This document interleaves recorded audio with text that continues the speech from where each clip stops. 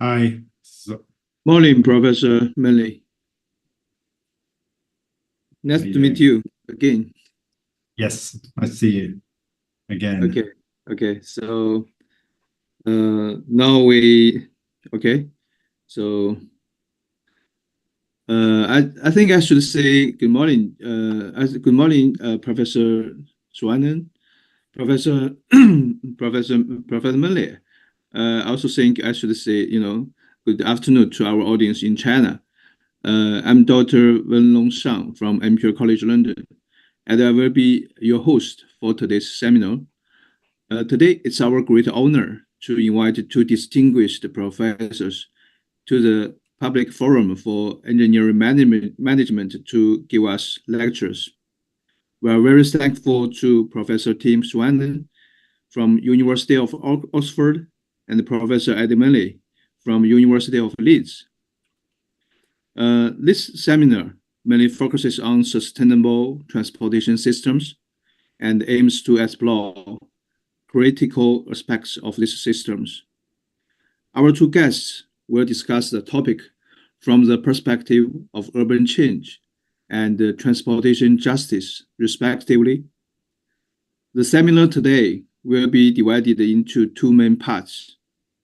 The first part is Professor Manley and Professor Schwanen's presentation. Following this, there will be a 15 to 20 minutes Q&A session. So our audience attendees can type your questions in the chat box. Before we begin, I would like to remind everyone that this seminar is being held via Zoom. So please ensure your microphones are muted to avoid any disruptions during the presentations. By the way, our seminar is also broadcast live through YouTube, Bilibili, Weibo, and other platforms.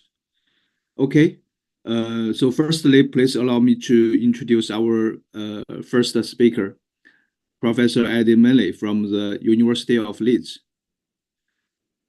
Professor Manley is a renowned expert in urban analytics and mobility behavior.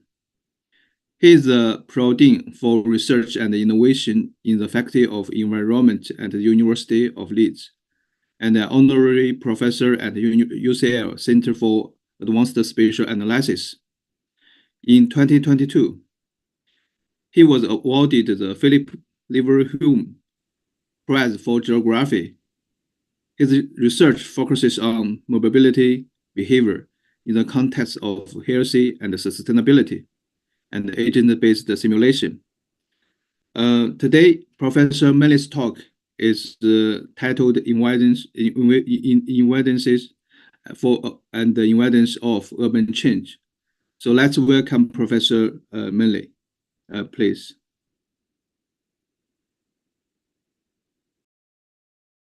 Unmute. Thanks very much for that introduction. Nice to be with you. I'm just going to share my slides.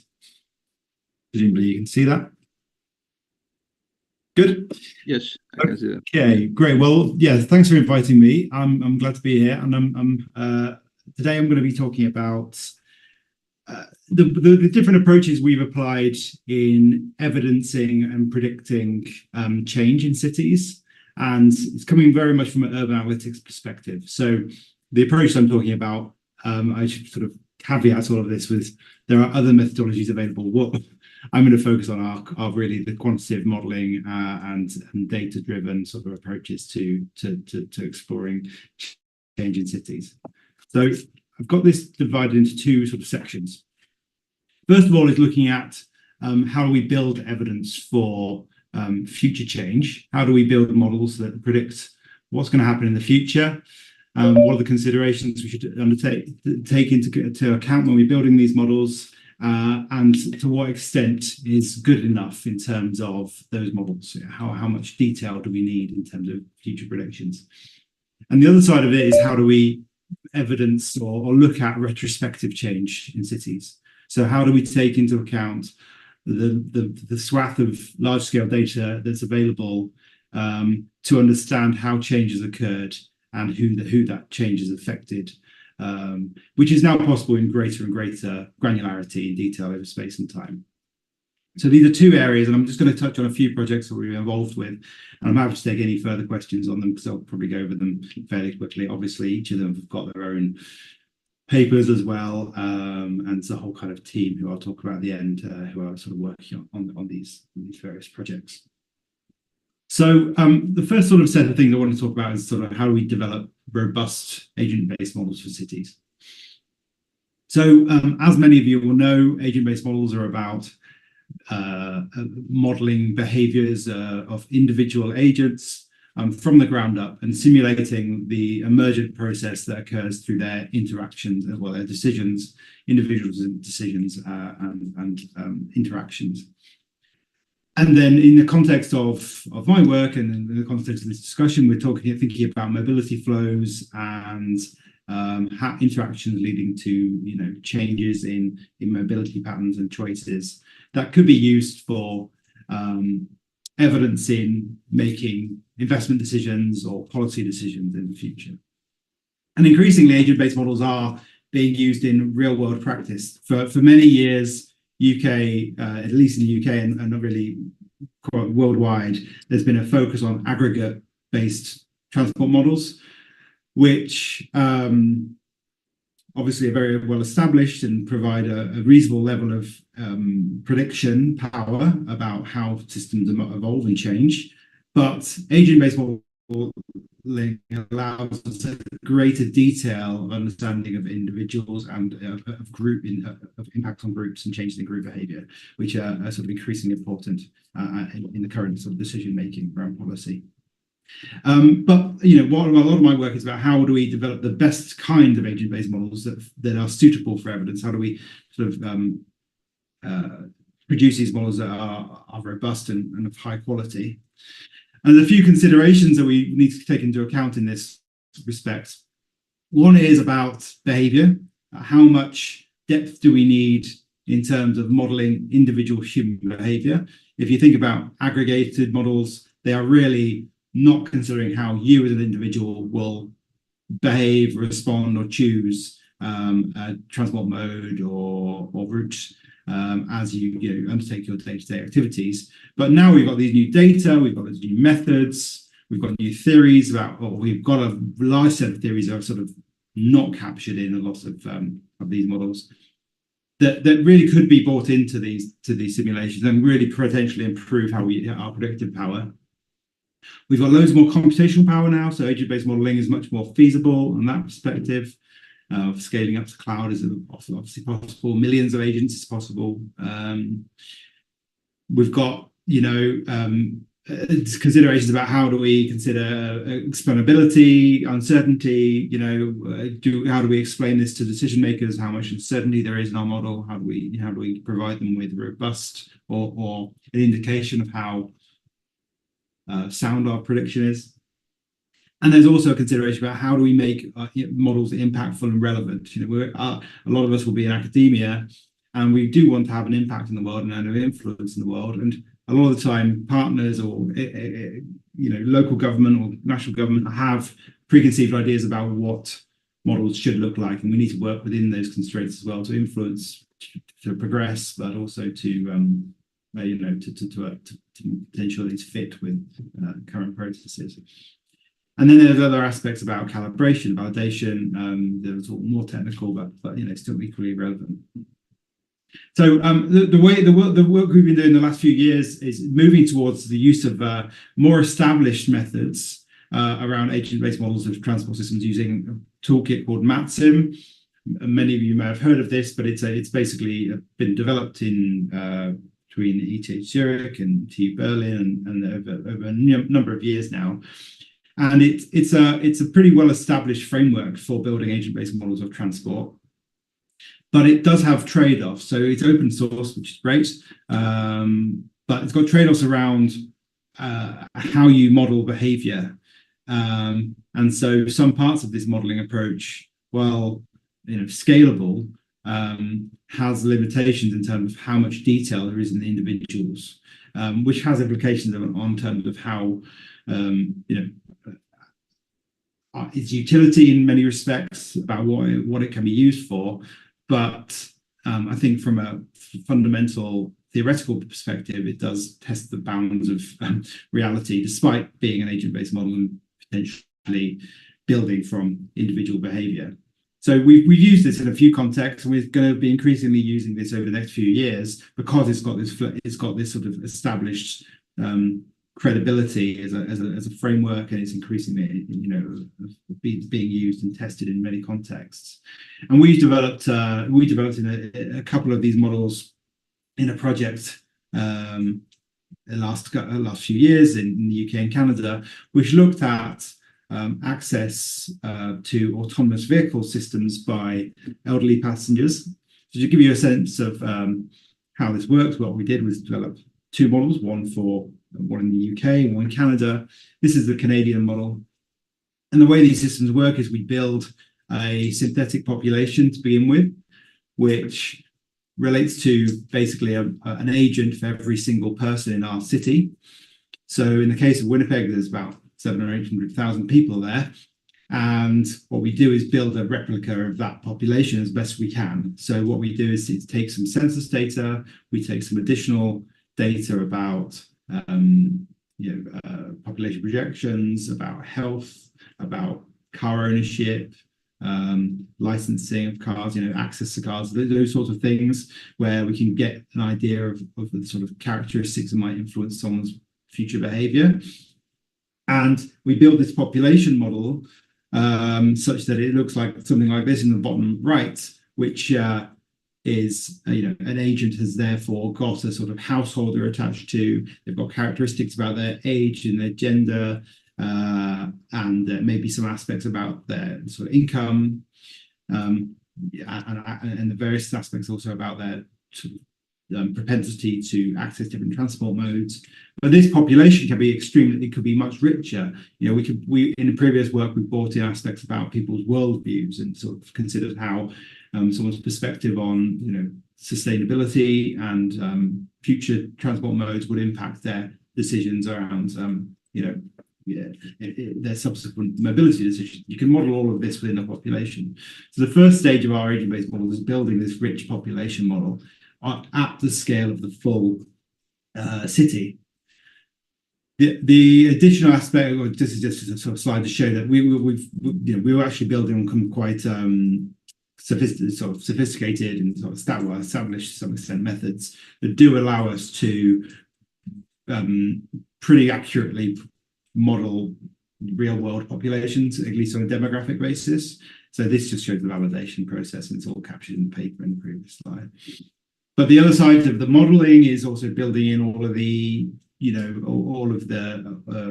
supply side of the modeling. So we're looking at transport networks, activity locations, which are often available on open source data.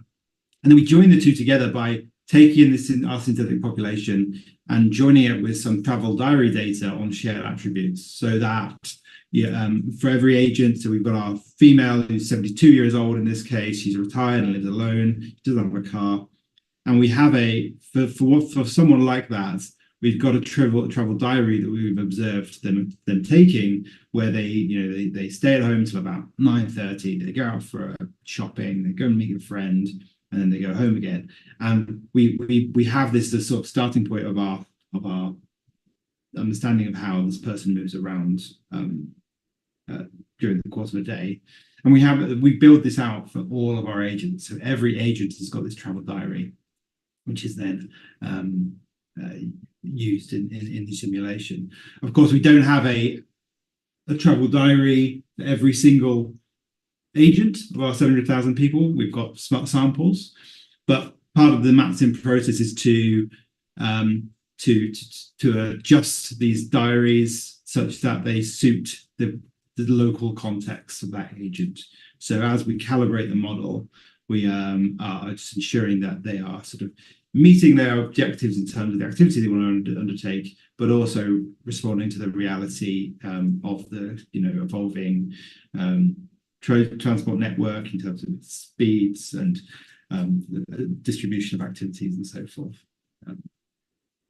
So what we end up with after a lot of all of this sort of handling of data, is a simulation model. There's obviously only a few agents of our 700,000 moving around, but essentially every single one of them is undertaking activities, choosing their modes, choosing their departure times, and so forth, and they're all making individual level decisions. And the outcome is that we can start to simulate, in this case, the outcomes of interventions. So we're talking about autonomous vehicles in this context.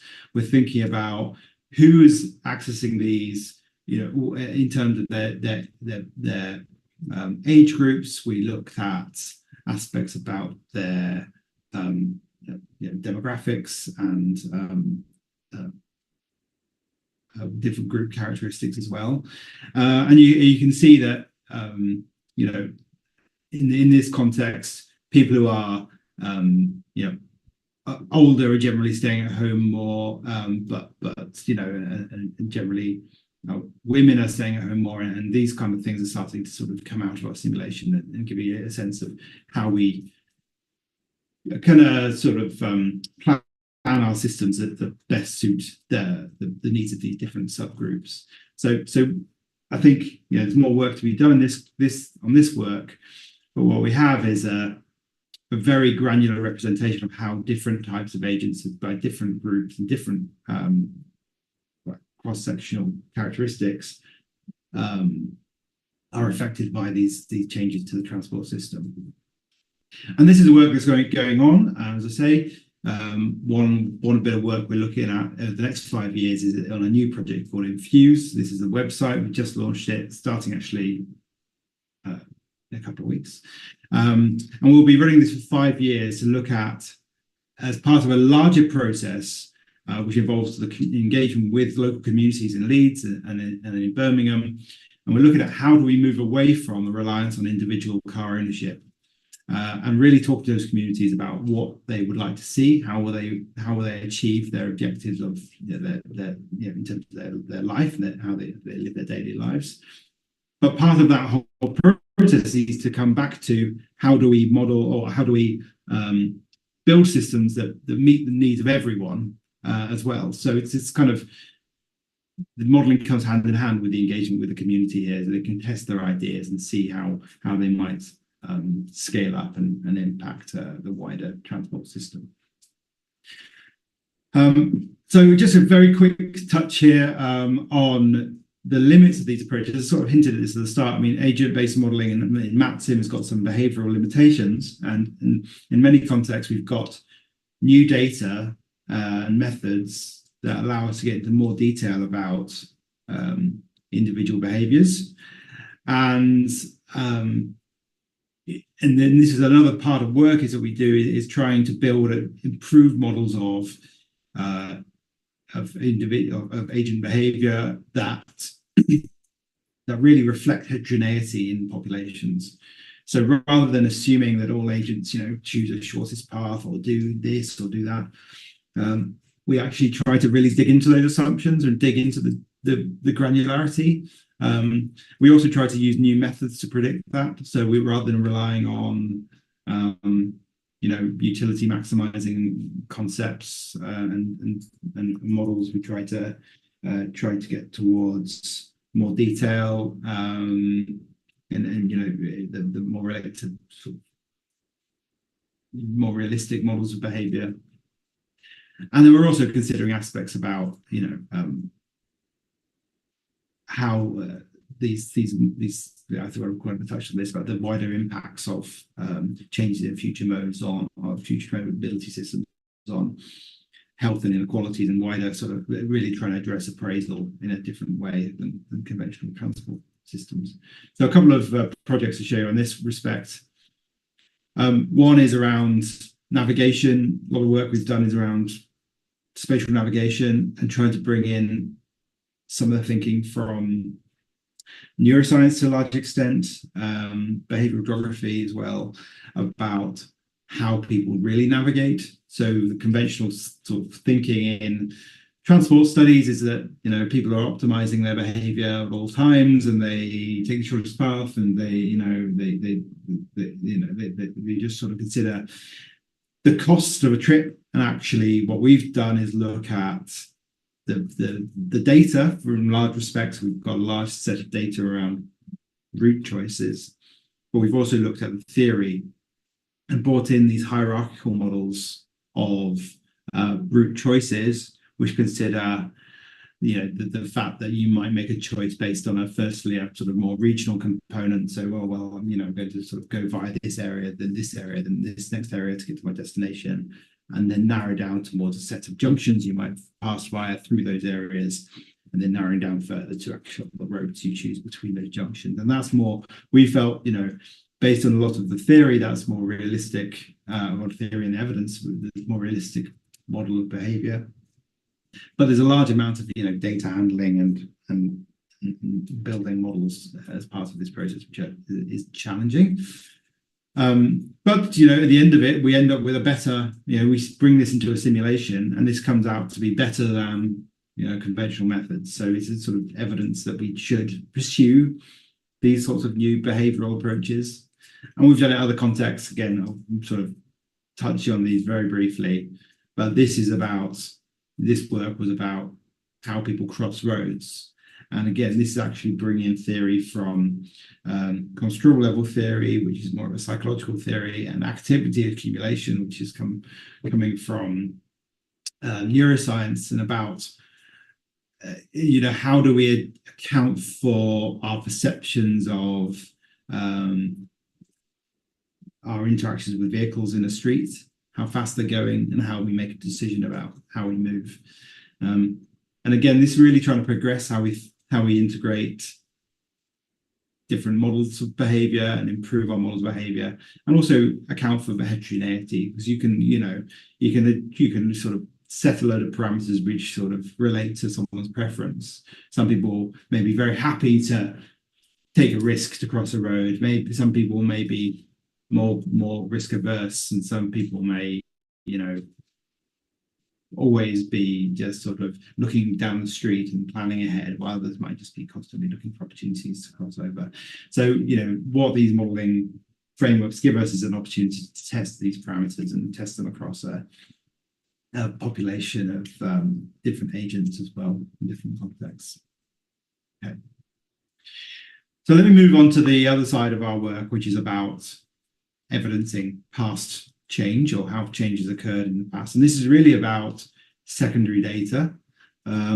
Secondary data, called lots of different things: administrative data, found data, big data. But essentially, it's about the use of large-scale data sets that have been generated for usually other purposes than studying a city or an urban system.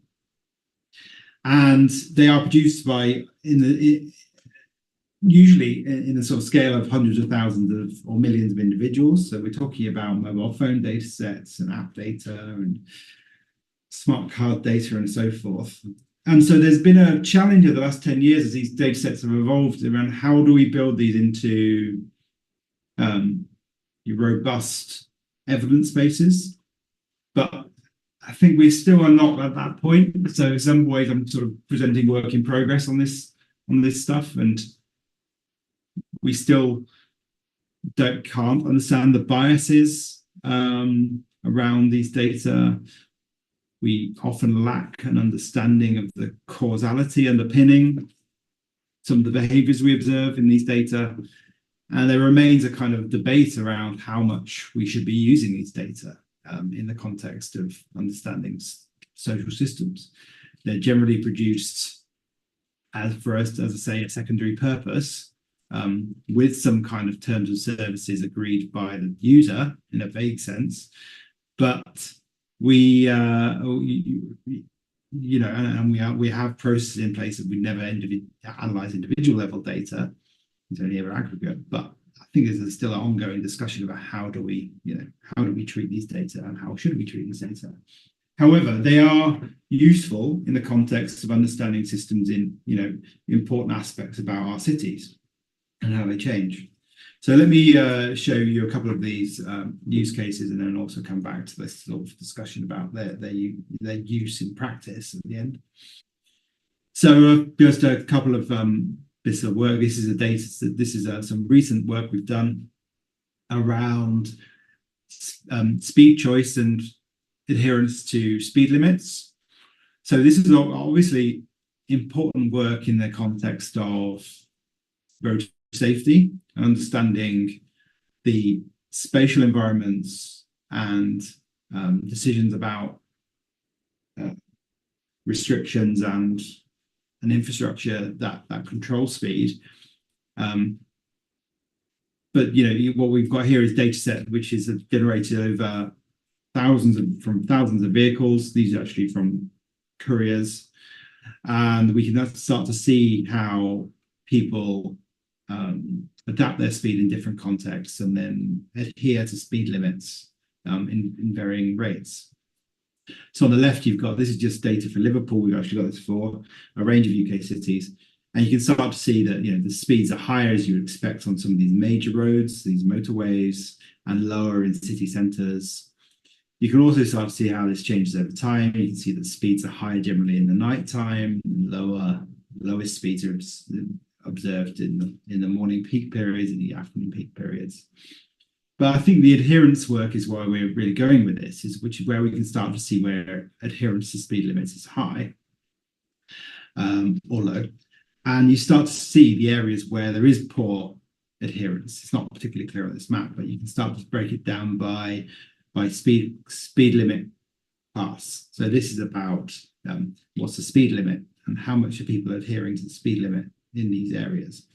So in the UK, we've got a lot of new roads which are 20-mile-an-hour zones, and we see a lower speed limit adherence in these areas than we do at sort of 60 and 70-mile-an-hour zones. And we can also do the same thing by road types. We can see that minor roads have got a lower speed limit adherence to some of the major roads. And this has got obviously major implications for how safe our local streets are. And these are the residential streets, which we really need to be concerned about. And by narrowing down on these sort of streets here through in the map, we can start to see where exactly, because it's clearly not every local street has a problem, but which local streets and what are the characteristics of the local streets that make them risky.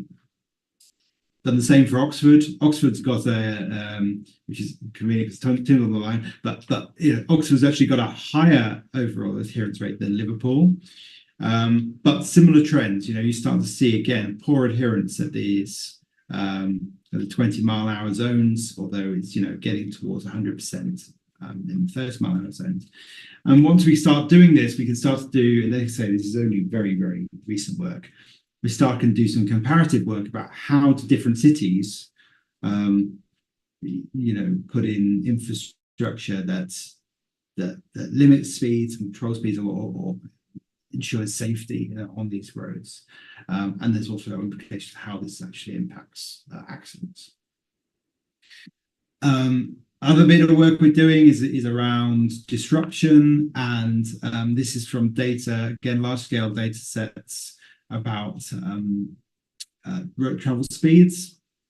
This works in Birmingham, and what we've got here is an incident, just a specific incident. We've got hundreds of these incidents, as is the nature of these data, and we can start to see how the incident in this context sort of emerged. Or you can see the records from the actual records of the disruption records on this top left.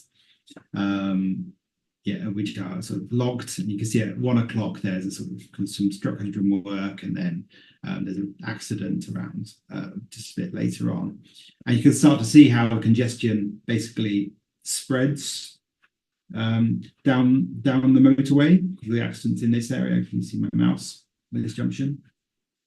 But what we're trying to move towards is who is impacted by this disruption.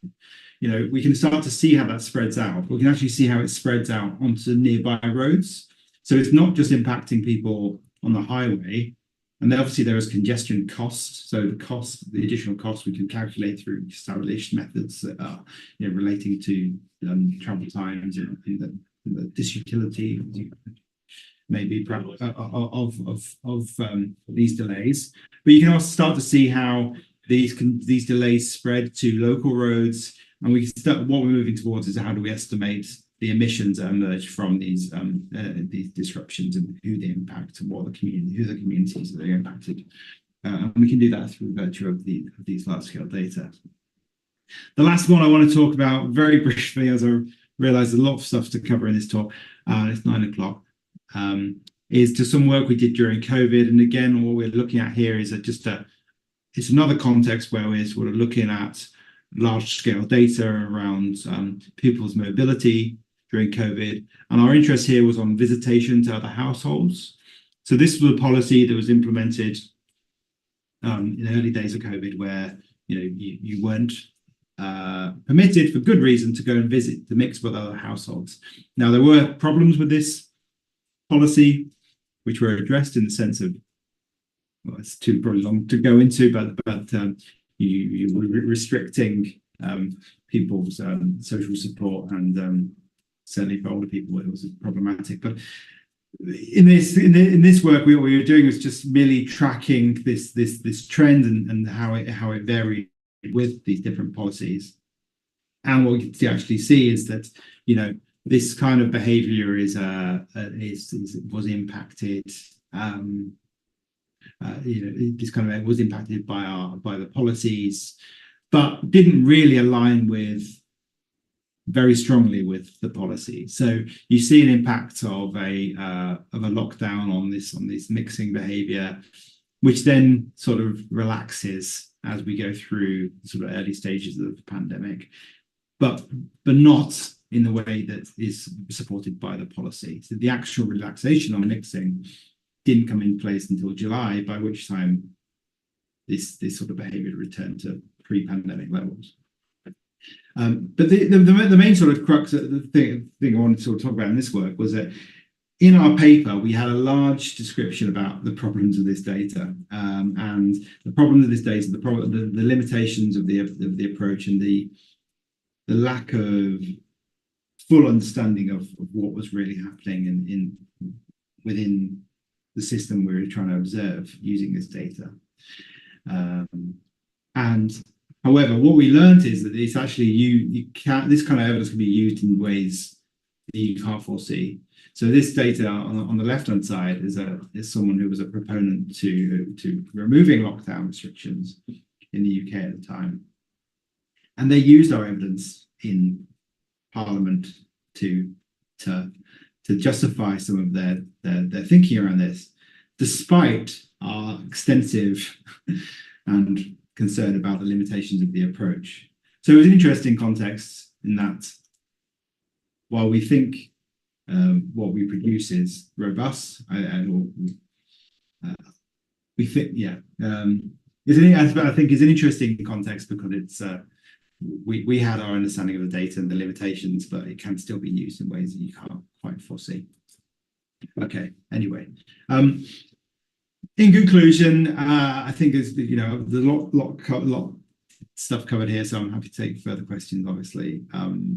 What we've done is look at how models can be used to promote future change. This trade-off between how we build the models that, can we build quickly to respond to policy questions, but equally how there's an opportunity to build greater detail of behaviour as well from our data and from new modelling approaches too. We've also talked about the secondary data, the various ways you can use it to understand detail in terms of different policies and different behaviours in different contexts, and really drilling into the sort of spatial and temporal variability of these impacts. However, I did touch on very briefly, the whole talk on that is some of the inherent challenges with these data and establishing causation, understanding the full robustness of these data, and the challenges around how they're collected. So I'll end there. There's a load of papers related to this work and a load of people I thank who have really done a lot of the core work on this, who are names on the slide. But thanks for your time.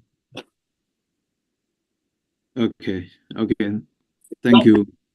Okay, thank you, Professor Manley, for the wonderful presentation. So and for the questions, we will put to the end of the presentation. So our next speaker is Professor Tim Schwanen from the University of Oxford. Professor Schwanen is the director of the Transport Study Unit and the professor of Transport Geography in the School of Geography and the Environment. He has a distinguished academic background, having worked at Utrecht University and held visiting positions at several institutions. His research focuses on transportation justice and the application for sustainable urban mobility. Now, Professor Schwanen's presentation is titled Transportation Justice, Implication for Sustainable Urban Mobility. Let's welcome Professor Schwanen to give his presentation. Thank you, Wen-Long. Hello, everyone. Good afternoon for most of you, I think. I'm going to talk about some work we've been doing over the last couple of years around questions of justice in relation to transport. And that this is an important topic is evident in a variety of ways. Even it's clear now that transport systems have to change quite substantially if we are to meet our CO2 reduction challenges. If we want to reduce air pollution, if we want to improve public health, we will have to do something about the dominance of not only fossil fuels, but also cars. Range of things are happening in cities around the world, but they sometimes trigger substantial protest. So here are two examples of that. On the right-hand side, you will see something that is from London. It's about low traffic neighborhoods, which is essentially a traffic calming and reduction measure where certain streets are being closed down for streets to make walking, cycling, active mobility more attractive to people. Is being implemented across a wide range of cities in the UK, but is also attracting substantial resistance and protest. This is from London, 2022. But there are other examples, including in Oxford. On the left-hand side, you see a different example. This is Oakland in the US, and this is actually part of the genesis of the Black Lives Matter movement. Black Lives Matter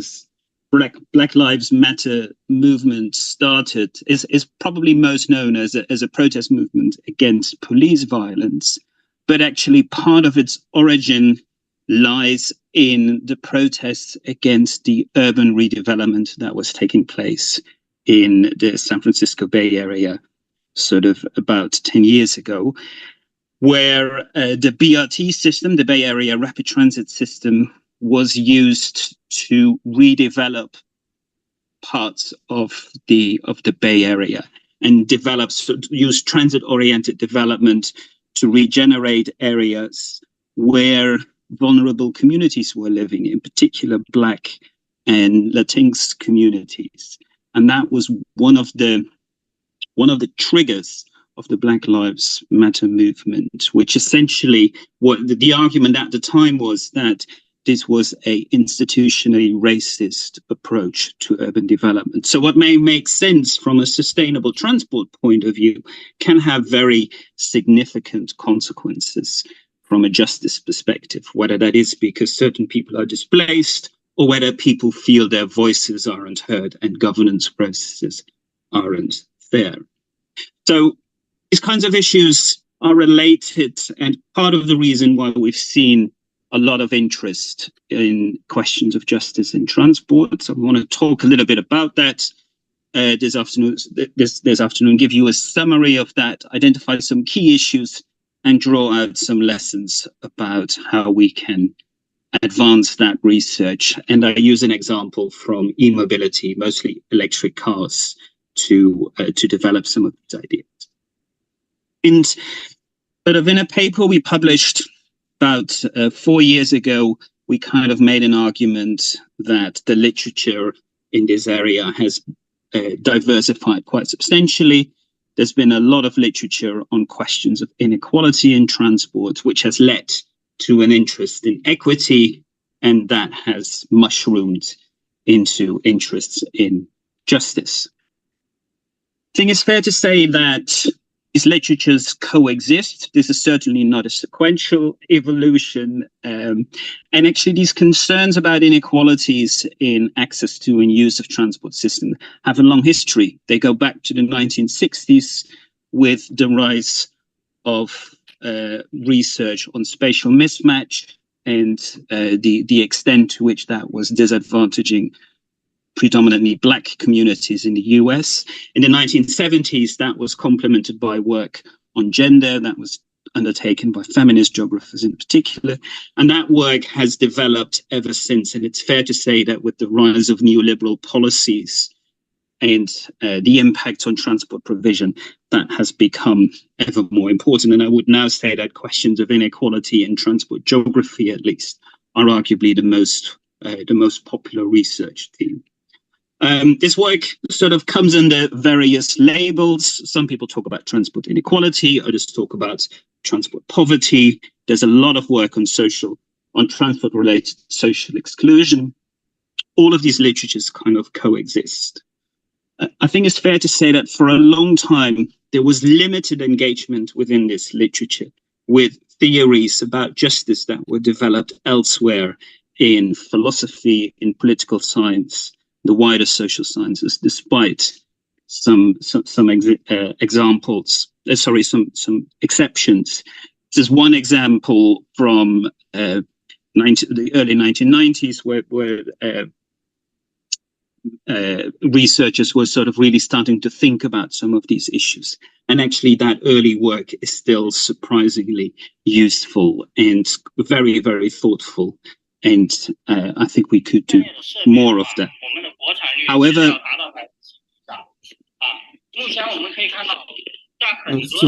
sorry, please mute your microphone, please. Move. Okay, thank you. Sorry for disruption.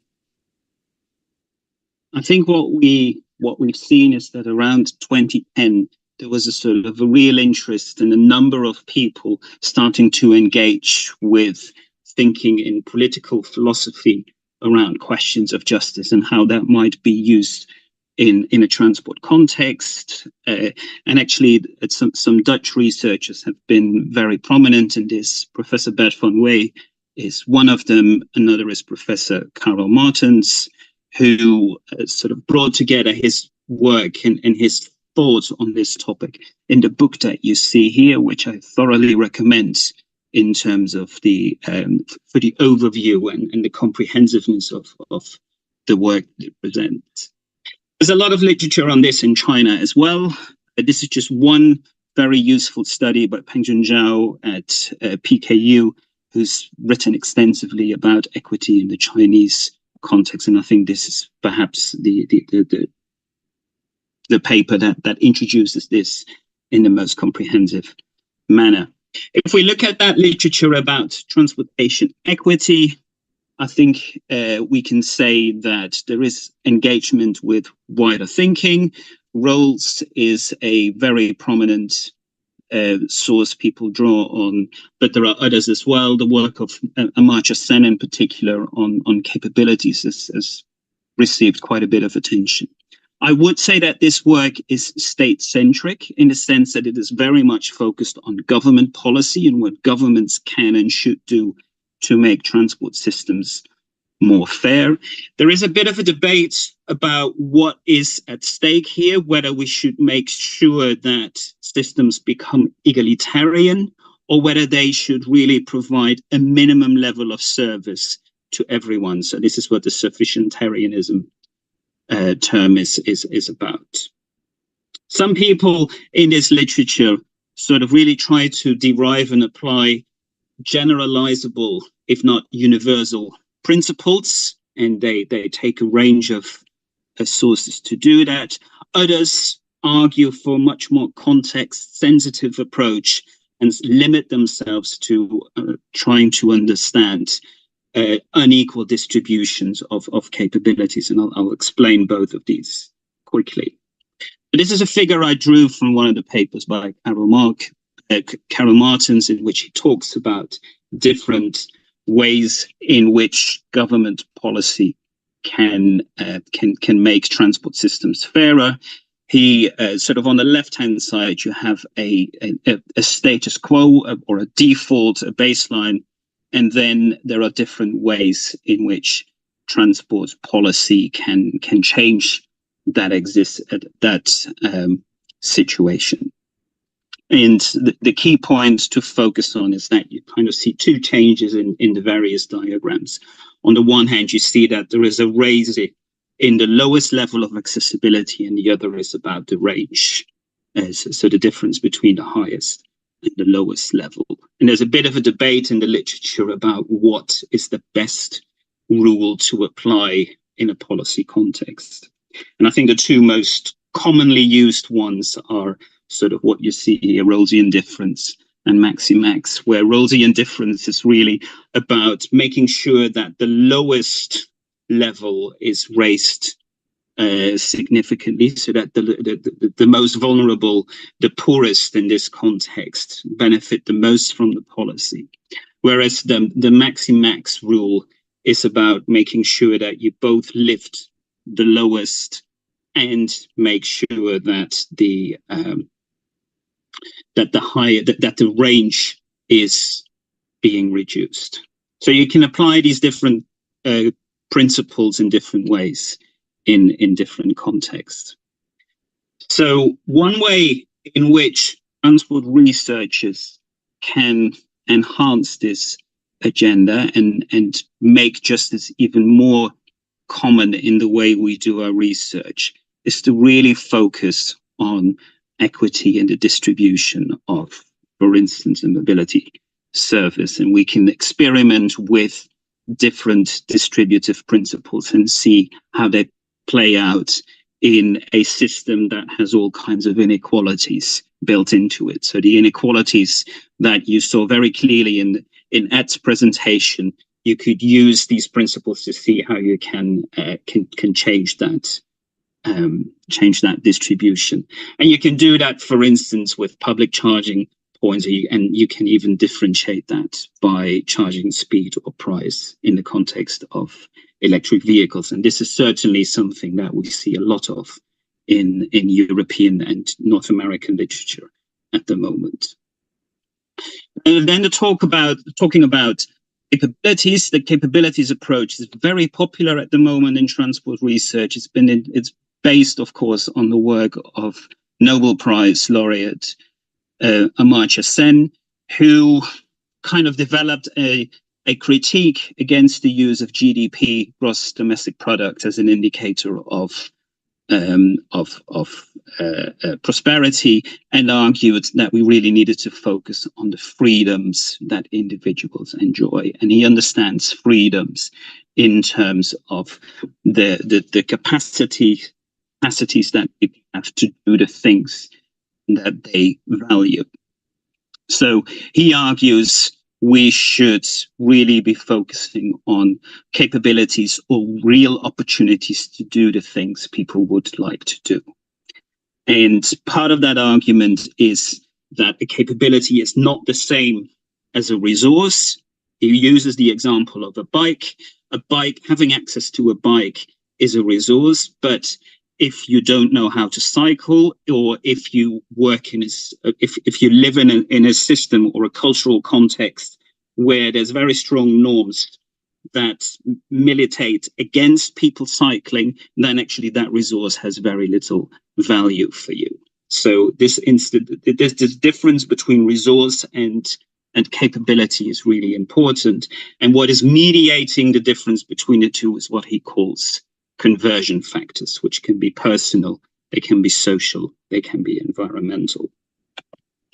So if we think about electric vehicle charging, and if we think about public infrastructure, then you can actually think of rapid chargers that are available as a resource, as is money, as is information. But if you lack the skill, if your perception of lack of safety is complicating your access to that resource. If there is a very large competing demand, then that resource does not equate to an actual capability, the real opportunity to charge your to charge your car and use it to get to places and so forth. The capabilities are then sort of turned into real activities that people undertake, which are called mobility functionings by SEN, and it's these functionings that ultimately will result to some sense of well-being or satisfaction or achievement. And the key thing here is that a distinction is made that you will find in much more of the literature between equality of opportunity versus equality of outcome.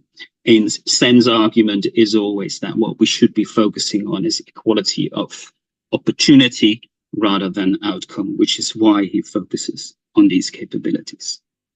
Now, over the last 10 years or so, we've seen a lot of experimentation with this kind of approach in the transport literature, and I think people are doing really interesting work. I think there's still a lot of work to be done because it's surprisingly difficult to adequately quantify capabilities. It's quite difficult because you cannot directly observe them. You have to derive them from other information.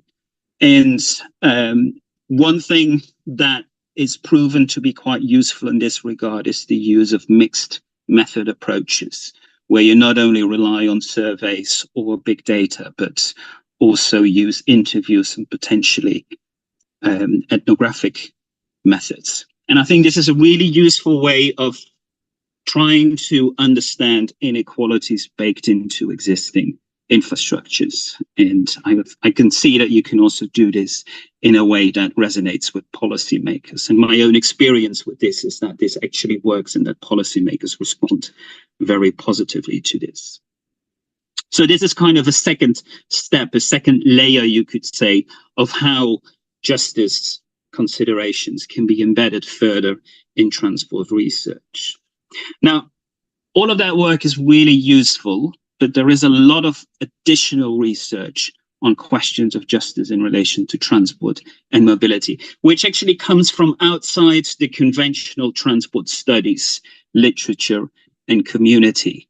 Much of that comes from critical social science, and I've included three sources, three strands of work that have been particularly influential in this regard. On the one hand, the work by Marxist geographer Edward Soja, who's written extensively about activism around public transport in Los Angeles.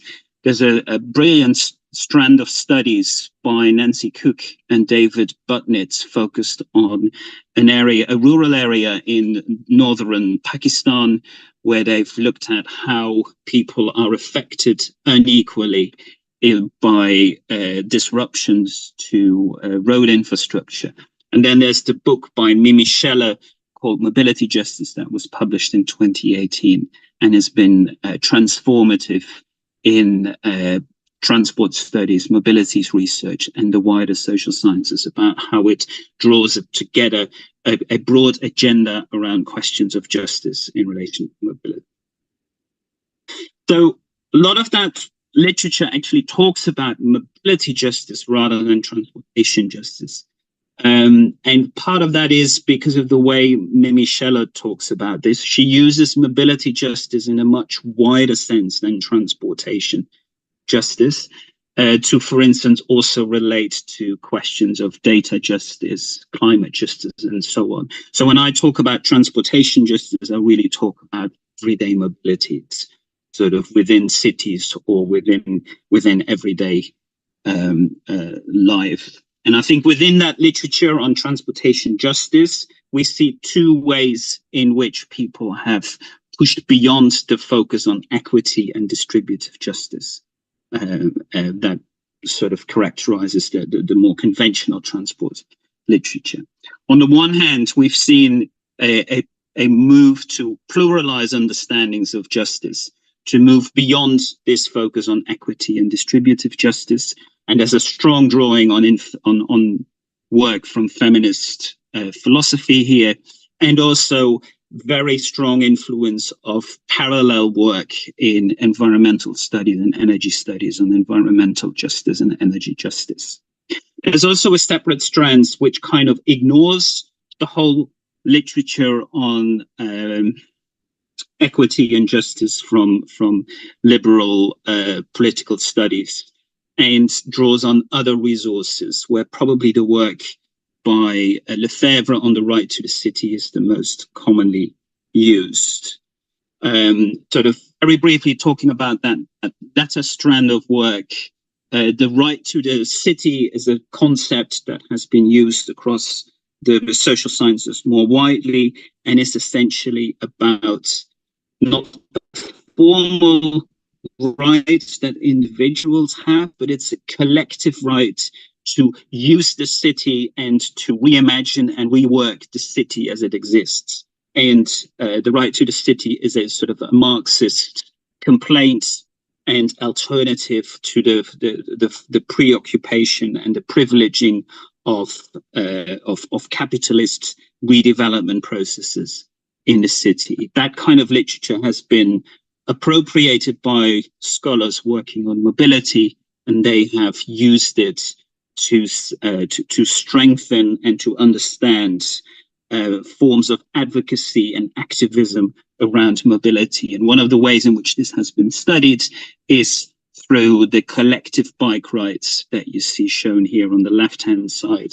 where scholars have been looking at kind of community groups that reappropriate streets and turn them in a playful way into different spaces that are no longer dominated by cars. But in so doing, they open up a whole different set of imaginations about what the city could be. There's also a literature about commoning mobility that's been quite influential. And this is really about moving away from conventional approaches to providing mobility services to ways that really talk about the common good, the common benefit of mobility. And we see a range of initiatives around that. I'm happy to answer questions on that in the questions, but I think with a view to time, I'd like to focus on this other way of working with transportation justice, which is about really pushing beyond distributive justice. And I already mentioned that the work of feminist philosophers has been very influential in this regard. And their arguments are that a lot of the work about transport equity is limited to the extent that it very accurately describes inequalities and patterns of distribution, but does not really have that much to say about the causes for maldistribution. So they argue that if we really want to make change, we need to focus beyond the patterns we observe and really look at the power relations in the political economy, processes of governance, processes of identity formation. Because if we don't do that, we risk that any action to address injustices remains affirmative, i.e. leaves intact the very structures that are responsible for these inequalities. If we really want to transform them, we need to look at the underlying processes and conditions. So what we've seen in recent years is that people start to think about transportation justice as a combination of distributive justice, procedural or deliberative justice, and recognition justice. And again, they do so by drawing on work in environmental studies and energy justice. And distributive justice is about the distribution of benefits and harms and risks. Procedural justice is about the nature of decision-making and governance and questions about inclusivity and participation. And recognition justice is about the acknowledgement of and respect for the rights, needs, habits, values, experiences of different groups and individuals. And within that, there is a particular strand of research that has been looking at what is known as epistemic justice, which is about changing the way we produce knowledge in such a way that we listen carefully to what different groups have to say and adapt the way we then take those concerns on board in ways that actually mean that we can meaningfully respond and adequately respond to those concerns. I think a lot of this work shies away from making claims about broad patterns of justice and accepts that what is just or unjust will very much depend on the context we're looking at, and rather than talk about ideal states, we should really be focusing on making practical improvements to what is there. So this approach is much more comparative and contextual. It takes account of connections to other forms of injustice, and it really looks at different spatial scales. It looks sort of from the level of the body to mobility flows at the level of the planet. And there's a lot of work to be done still around aviation and inequalities and injustices, because we know it's actually a very small part of humanity that is flying, and within that there's a very small group of frequent flyers who are causing most of the emissions from passenger aviation.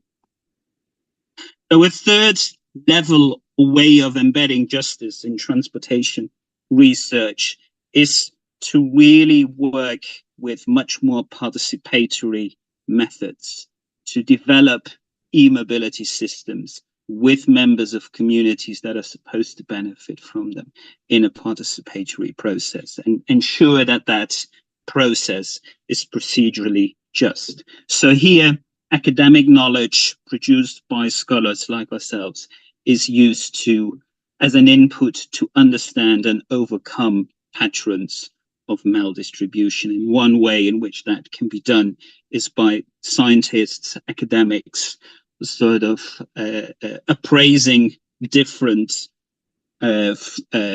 scenarios or options for EV charging, for types of connections, for business models that are associated with them, and what have you. And together work out what is the best system, the fairest system, the most socially just system for a particular community, a particular city, a particular urban region.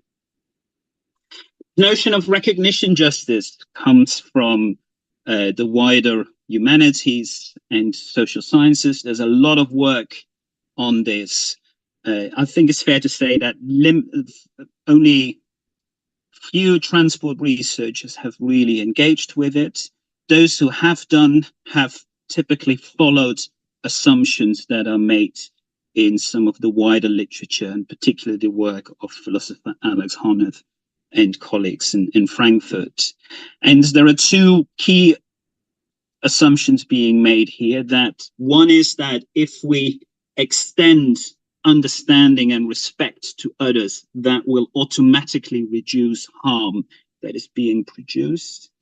And there is an understanding or an assumption of a fairly linear progression where we go from misrecognition from issues, concerns, values, through some process of struggle to then a phase of recognition, which will almost automatically reduce the effects and the issues that are at stake.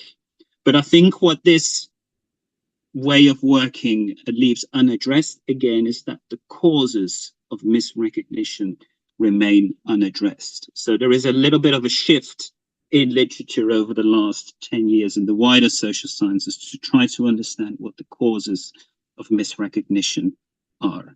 And I think one of the causes that we as scholars, scientists, have most influence over relates to the way in which knowledge is produced, which brings us back to questions of epistemic justice, on which there is quite a bit of literature, again, by feminist scholars who've looked into this. And I think the upshot of work from that literature is that if we really want to be serious about recognition, then we as academics need to not only try to identify what the needs, concerns, values of various vulnerable groups are, but we must really also challenge ourselves and reconfigure our knowledge production processes, which means sort of really adapting our methods and our epistemological assumptions and taken for granted ideas about what proper academic knowledge is. So a fourth level of embedding justice in transportation research is really about not using participatory methods to develop systems. That is still very important, but it's also about using participatory processes to reconfigure the knowledge that is the input to those processes of system design. So that means really challenging ourselves and allowing our concepts, our tools, our methods to be challenged and reworked in and through participatory processes.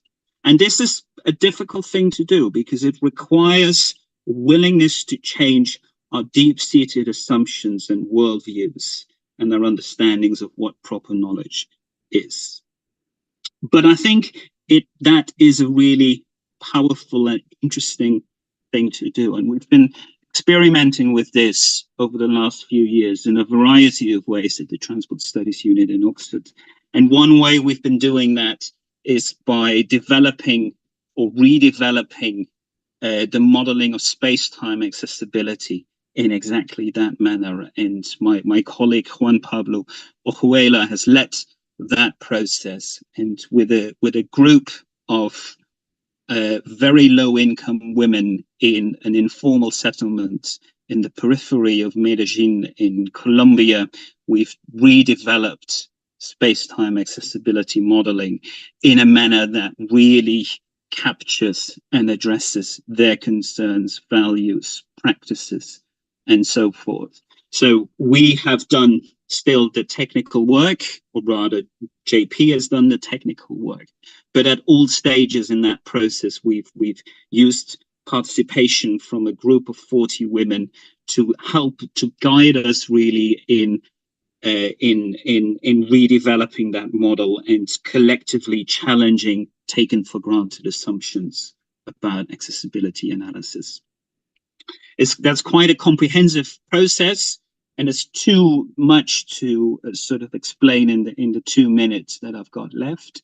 So I would suggest, if you want to know more about this, that you download this paper, which is currently under review for publication in the journal. So to wrap up this talk, I think it's evident that we have to change transport systems in ways that have never been done before, at a speed that has never been achieved before.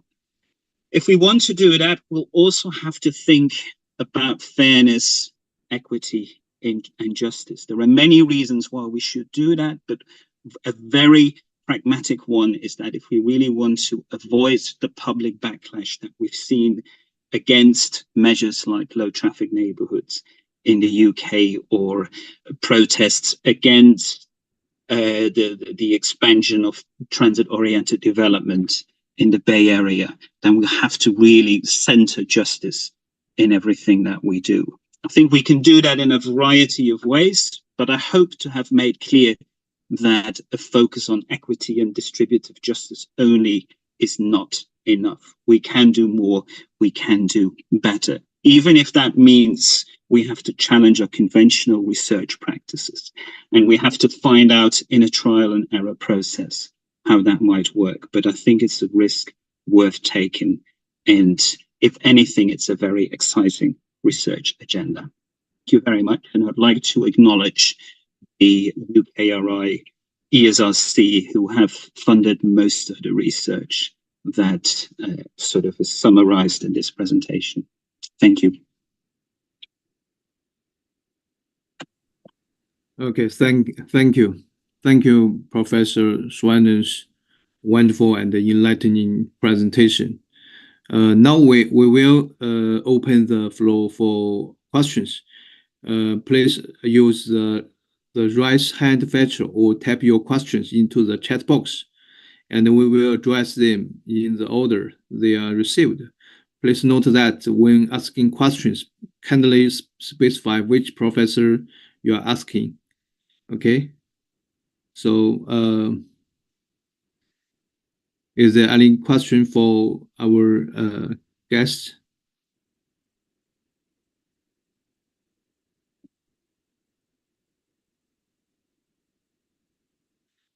Okay, so I think I have one question. I have two questions. Okay, the first question is for Professor Manley. Actually, in my study, I used to explore the information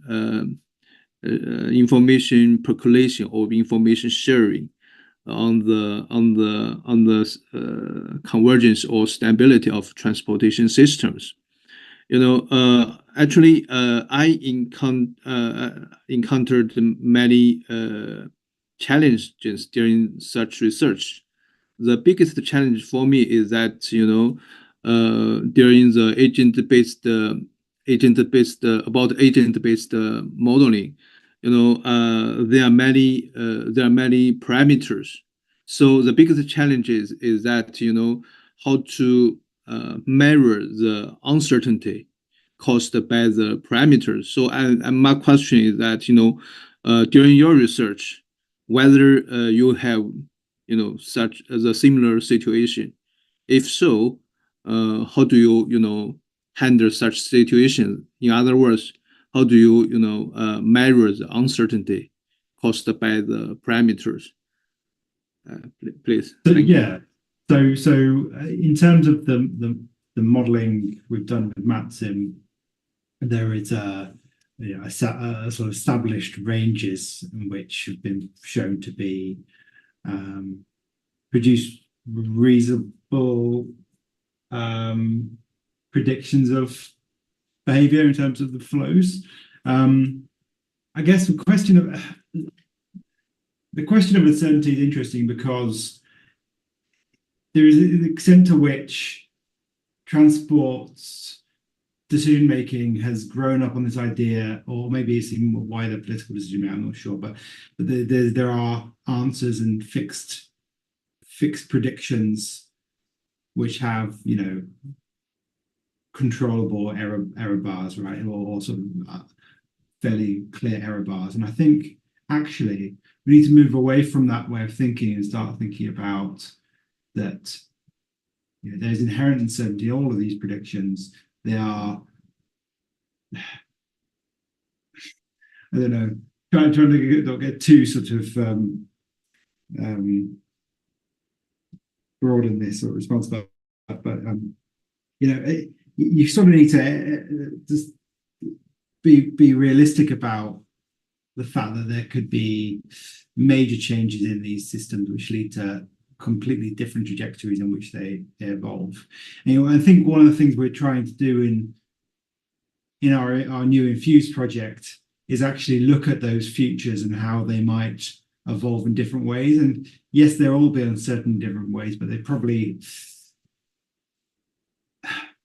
span from different decisions made at different points in time, so that you have these kind of essentially phase transitions in your systems where you are a threshold is met that leads to a whole new direction in which the system evolves. And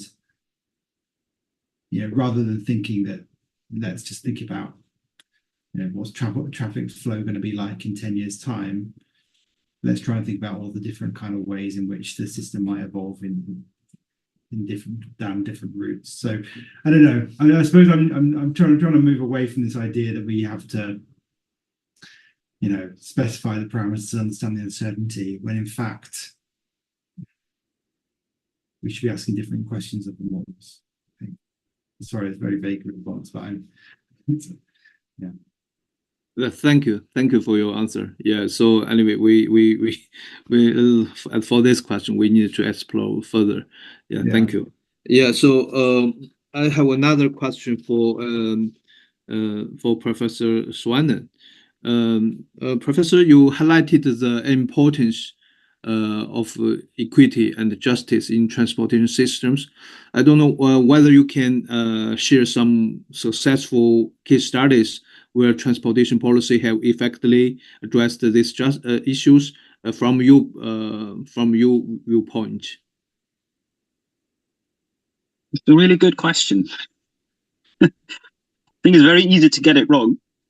It's actually very easy to be critical about this, but I think there are some things that have worked out reasonably well. I would say that policies that have really worked to normalize cycling and walking, making them the default ways of moving around in cities, have been reasonably successful. So good examples would be cycling policy in cities like Copenhagen and to a lesser extent Amsterdam. I think there are still, it's still easy to criticize those. I think sort of groups that have perhaps benefited less from those are, in both cases, would be women from migrant backgrounds and people with various forms of disability. And when the focus is on disabilities, the focus is typically on physical disabilities and not on the invisible disabilities. So what we've now started doing at the TSU, some of my colleagues are doing work on families with children with non-visible disabilities. Think about autism as one example, and how you can create initiatives to encourage cycling and walking that are also responsive to the specific needs and constraints of children with non-visible disabilities. So I think those are some examples of this. I think in general, transport policies are not very good at improving equity. Even if we're talking about bus rapid transit systems in global south context, we see that the poorest of the poor are not benefiting at all from these systems, which is why myself and colleagues are arguing for much more emphasis on walking as a key way of moving around. Okay, thank you. So it seems that we have some questions from our audience. So I read it. The first question is for Professor Tim Schwanen. That is, in your view, how can urban planners and policymakers effectively balance the goals of technological advancement and social equity in transportation systems? Yeah, there's a range of things that can be done. I think it's fair to say that most new technologies get adopted first by more privileged groups in societies, but there are some really good things that can be done by setting clear frameworks and conditions through regulation. A good example of that relates to what some UK cities are doing around making public charging for electric vehicles available to in lower income neighborhoods. They basically force private operators to work within a concession system where they say, okay, if you want to operate chargers in these relatively well-off neighborhoods, you also will have to provide them in adjacent lower income neighborhoods. So you kind of use regulation to really force more equitable distributions. I think that is probably the main thing you can do. Other things that policy can do very effectively, but there's actually very little emphasis on this, is in allowing less well-off groups to develop the skills, the confidence, the resources to make use of technological innovations. And in general, I would also say not only focus on the high-tech solutions, but really focus on a wide range of technological interventions you can think of. Okay, thank you. It seems that there's another question for Professor Tim Schwanen. That is, what are some of the deep-seated world views and epistemologies and that need to change to achieve justice in transportation research? Yeah. So there's a whole lot I could say about this, and if I was to do this comprehensively, we would be talking for another 2 hours. So I'm just going to limit myself to 2 points. One is the idea that scientists are somehow have to be objective and distanced from the realities that they study is a very clear thing. So a lot of the ideas around bias, around objectivity really need to be reworked. Other ideas that need to be reworked relate to how we understand individuals and their behaviors. And Ed was referring to this as well in his talk, when he was referring to how they are experimenting with going beyond assumptions of utility maximization.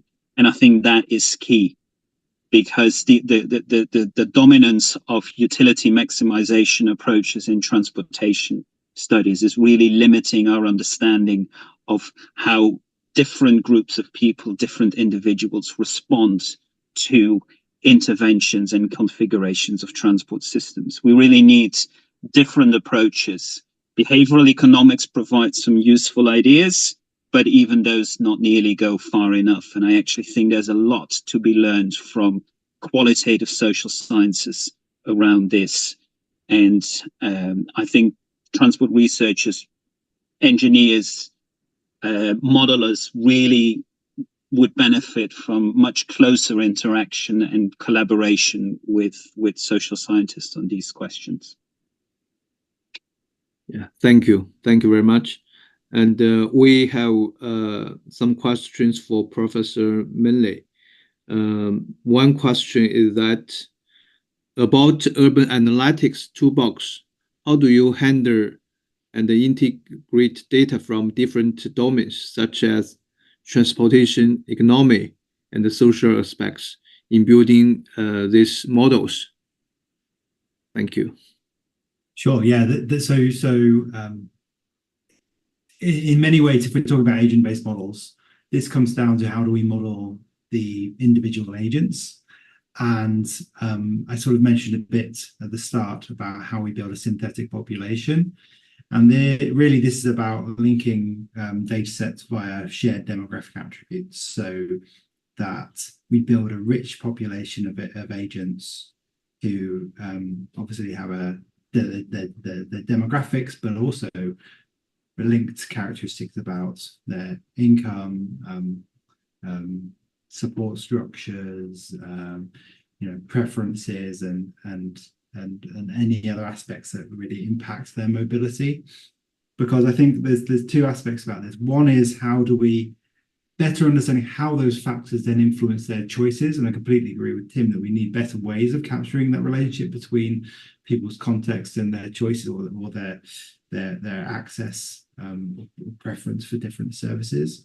But the other aspect of it is how we then evaluate the impacts of planned interventions in our system, in our transport systems, on those subgroups. So because our population is so the population model is so rich, we can then start to see, well, if we plan this new metro station, it causes this change to the system, but we can then see how it impacts all of these these groups and the cross-sectional characteristics of these groups in different ways and completely unforeseen ways. And that's something you can't do with your 4-step aggregate models, because you don't have that differentiation between, you don't have granularity and differentiation between different groups. So I think that's the real advantage, but ultimately it comes back to this sort of synthetic population. And linking it all together, we can start to bring in these data sets as we learn more about them. We learn more about their reliability. We can start to bring in those data sets into our models of behavior and hopefully improve that. But I think we always have to be cautious about truth there really often, yes, or otherwise. Yes, thank you. Okay, so another question for Professor Manley. Actually, it's also I really wanted to ask. The question is that, is there any efficient way to calibrate the agent-based model? Or in other words, how could we make the agent-based model more convincing? Yeah, so I mean, I think this goes back to this tension I've got, which is between, for me, I want to improve how we build these, improve the models of behavior in agent-based models. I want to really get to grips with the kind of characteristics, like the real modeling how people respond in different contexts and how those decisions are made. And really, I again agree with Tim about the potential for qualitative methods in this respect. But I balance that against this idea of of the fact that we've got established methodologies now in the form of something like MatSim, which do a lot of the calibration process for us in a way that is sort of increasingly accepted by industry and government. So if you look at MatSim, they've got a calibration process, which I sort of mentioned, which feeds in a set of travel diaries as linked to a transport system and a population, and it runs an iterative process that reaches a kind of equilibrium in terms of the how the sort of traffic varies across each iteration of the model. And so, that provides something akin to the calibration process of the 4-step model, in that you've reached an equilibrium for your transport system. And so, I mean, I'd say that is getting increasingly convincing in the UK context. It's just been some work done by the Department for Transport around agent-based modelling that started to allow it to be used in policy making. And that is because of systems like MatSim that offer this robust and sort of established method for calibrating a model, and therefore providing the conviction needed for people to make those decisions. So I've got this kind of conflict in my mind, which is that these methods are becoming increasingly established, and so there is an improved conviction around transport agent-based models. But I still have this desire to improve how we capture behavior in more realistic ways than that actually are offered by these sort of increasingly established methods. Okay, thank you, professors. Okay, so due to our time limitations, so we have to stop here. Thank you all for your participation and for the engaging discussions. We appreciate the insights shared by our speakers, Professor Ed Manley and Professor Tim Schwanen.